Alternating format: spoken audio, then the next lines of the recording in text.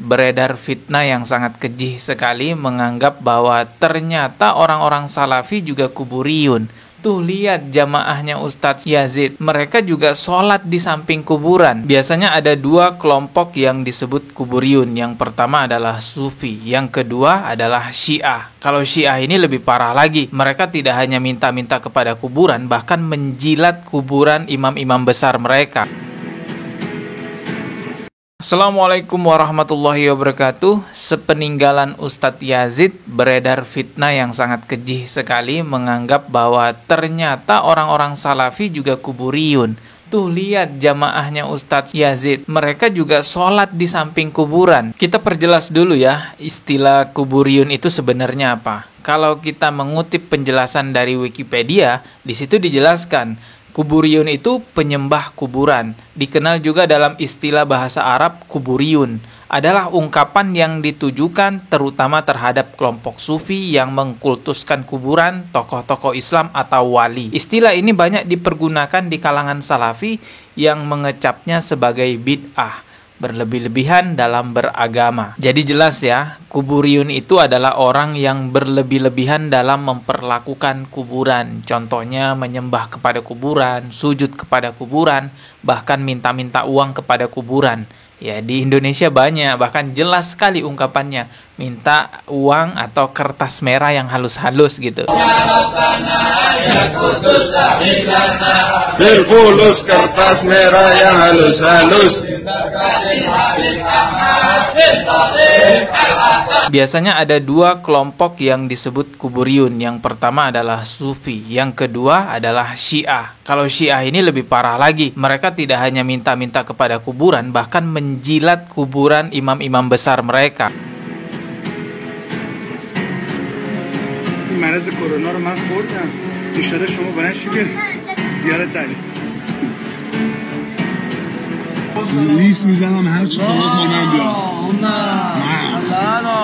محمد محمد آقا حیدر بوسکت باری کله به این معرفت بچه چند ساله لیست کرد به چشاش ماری تمام درار لیست اگه مریضی میکروبیده تو بدن ما بره بدن بچه ها و مادر اون بره زاید روز نمیان زیارت کنم بیا اینم زری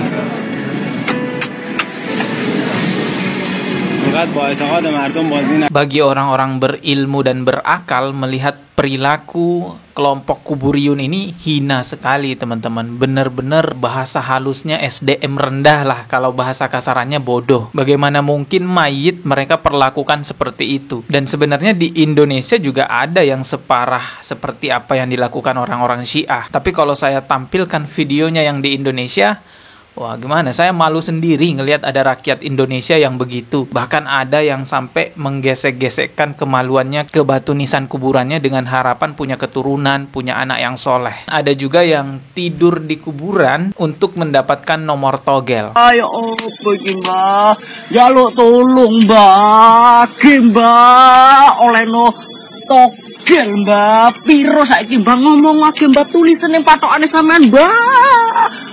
Putumu ra tau tepak tuku togel mbak, tepak lo ayo mbak, ya opo mbak. Demi Allah yang memegang nyawa saya tidak punya kebencian sedikit pun kepada orang-orang kuburiyun. Saya buat video-video edukasi mengkritik perilaku-perilaku mereka, bukan membenci, tapi saya ingin mereka kembali kepada jalan yang benar.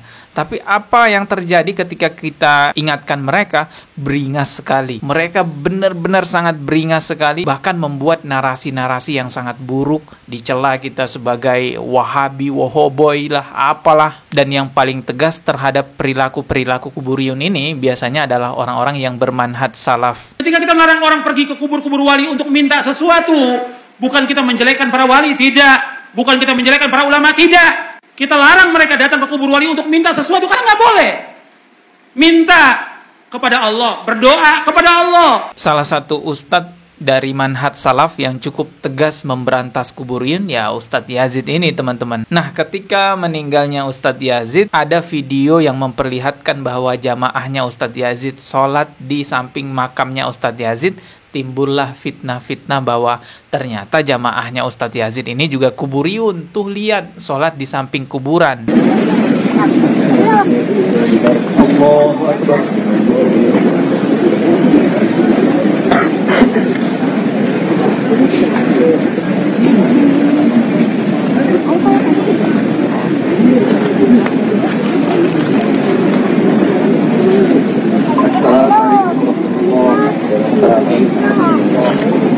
Video itulah yang di-framing jahat sekali ya, mengatakan orang-orang bermanhaj salaf juga kuburiyun. Padahal jelas sekali di video itu kita lihat mereka sholat nggak ada rukunya, nggak ada sujudnya. Ini menandakan bahwa itu adalah sholat jenazah. Sholat jenazah itu bukan menyembah mayit. Sholat jenazah itu doa, mendoakan mayit, mendoakan orang yang sudah meninggal dunia, doanya kepada Allah Subhanahu Wa Taala. Makanya nggak ada sujud, nggak ada ruku. Yang terlarang sholat di kuburan itu adalah sholat-sholat penyembahan yang mana ada ruku dan sujud. Sebagaimana yang sering dilakukan oleh orang-orang Syiah, ya memang mereka perilakunya adalah kuburiyun. Mengenai sholat jenazah di makam atau di samping kuburan, ini sudah banyak ulama yang menjelaskan tentang kebolehannya. Bahkan kalau kita lihat keterangan dari websitenya NU Online, di sini ada sebuah tulisan yang judulnya sholat jenazah di kuburan. Coba kita lihat ya, saya langsung ke bagian pentingnya aja. Di sini disebutkan salat jenazah di kuburan hukumnya diperbolehkan, baik mayat dimakamkan sebelum disolati atau sesudahnya. Kebolehan ini berlandaskan kepada hadis riwayat Al-Bukhari dan Muslim bahwa Nabi Muhammad SAW mensolati jenazah di atas kubur perempuan atau laki-laki yang rajin membersihkan masjid. Demikian pula hadis riwayat An-Nasa'i dengan sanad yang sahih bahwa Nabi Muhammad SAW mensolati jenazah Ummu Mahjan di kuburannya yang telah dikuburkan di malam hari. Namun, kebolehan mensolati jenazah di kuburan disyariatkan, bukan jenazah para nabi. Sekali lagi saya katakan ini referensinya dari NU Online. Kalau saya ngambil referensi dari orang-orang yang bermanhaj salaf, nanti dituduh, iya kan sesama salafi saling mendukung. Tidak ya teman-teman, ini dari NU Online. Jelas sekali ini websitenya NU Online. Ini menandakan bahwa mau dari NU, mau dari Muhammadiyah, mau dari Salafi, Persis, apapun ormasnya, ya paham bahwa sholat di kuburan itu diperbolehkan dengan syarat itu adalah sholat jenazah, bukan sholat penyembahan. Adapun orang-orang yang memfitnah di sosial media mengenai meninggalnya Ustadz Yazid ini, ya itu tidak lain hanyalah orang-orang yang sekali lagi saya katakan SDM rendah, atau bahasa lainnya bodoh lah ya teman-teman. Susah loh kita mengingatkan orang bodoh, itu susah sekali teman-teman ya. Imam Syafi'i itu sampai mengatakan, setiap kali aku berdebat dengan orang pintar, aku selalu menang, tapi anehnya ketika aku berdebat dengan orang bodoh, aku selalu kalah tak berdaya. Orang-orang SDM rendah itu kalau kita kasih tahu, mereka kira kita benci terhadap mereka. Kalau kita kasih tahu jangan menyembah kuburan, jangan minta-minta kepada kuburan, dikiranya kita benci kepada mereka, padahal enggak. Kita menyayangi mereka sesama muslim, jangan terjerumus kepada hal-hal keburukan. Tapi ya karena ya SDM rendah ya, mereka kira kita benci, akhirnya mereka beringas. Tapi saya yakin sekali teman-teman yang subscribe channel ini adalah orang-orang yang SDM tinggi, makanya subscribe channel ini. Dan hikmah dibalik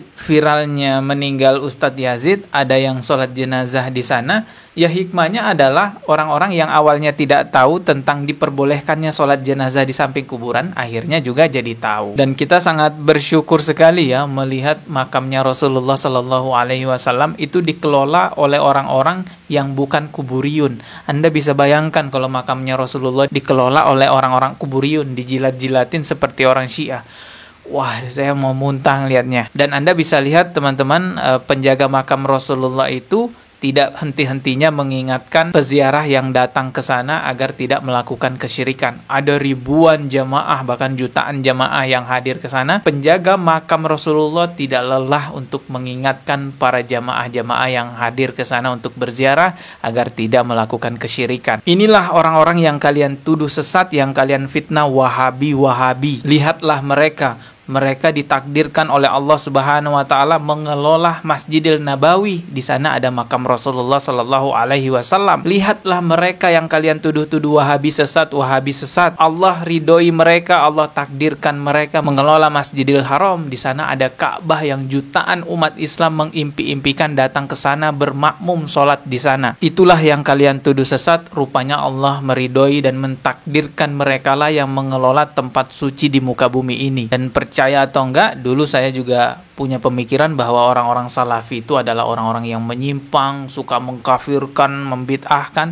Tapi ternyata setelah saya cari tahu sendiri tentang salafi, tentang manhaj salaf, menetes air mata saya, karena ternyata selama ini mereka adalah orang-orang yang difitnah. Kalau nggak percaya, silahkan datang sendiri ke kajian-kajiannya para dai manhaj salaf, atau baca website-websitenya manhaj salaf. Kalian akan tahu sendiri betapa mulianya dakwah mereka, yaitu memurnikan agama Islam dan menegakkan tauhid. Mau dari manapun kita ya, mau dari ormas ini, ormas itu kah, ormas apapun itu hanya ormas saja teman-teman. Yang terpenting itu kita memegang Al-Quran dan Sunnah sebagai pegangan kita beragama. Ketemu lagi di video berikutnya. Subscribe dan juga loncengnya ditekan sebagai notifikasi. Wassalamualaikum warahmatullahi wabarakatuh.